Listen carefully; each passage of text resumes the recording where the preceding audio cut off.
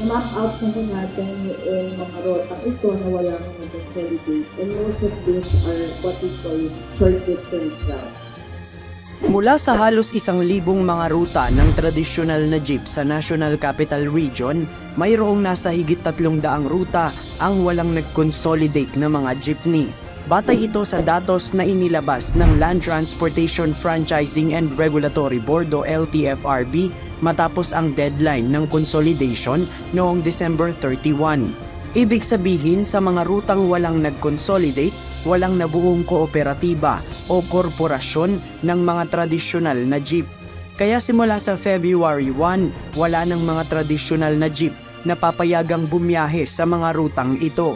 Kabilang dito ang ilang mga ruta sa Quezon City, Maynila patungong Divisoria, mga ruta sa Caloocan, Marikina at gayon din sa Pasay.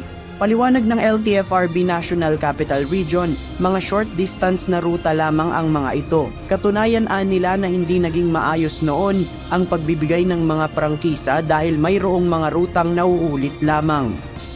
Makita ho natin na in Metro Manila, major thoroughfares have meron ng mga consolidated entities. Yun yung mga short distance routes po na wala mo nag-consolidate, meron ng longer distance routes na maaari yung sumalupos sa kanila.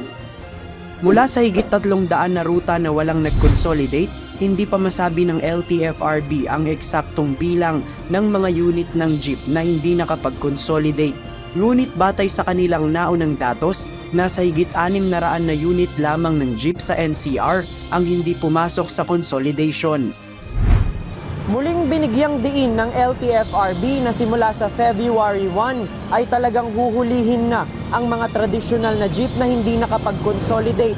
Tiniyak naman ng ahensya na hindi magkakaroon ng transport crisis dahil mayroon pa umanong ibang mga mode of transportation na masasakyan ang mga pasahero. Wala po kami nakikita ng crisis. Sasabihan wala po kami natitintong crisis. Dahil po yung mga rotang yun na mabakasihan po, may mga handang mga iba-ibang modes of public transport, jeep, UV, bus.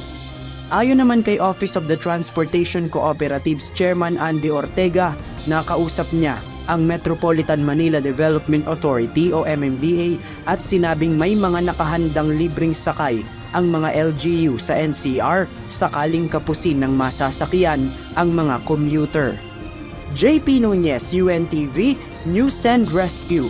Diyos ang aming sandigan, serbisyo publiko ang aming pinahahalagahan.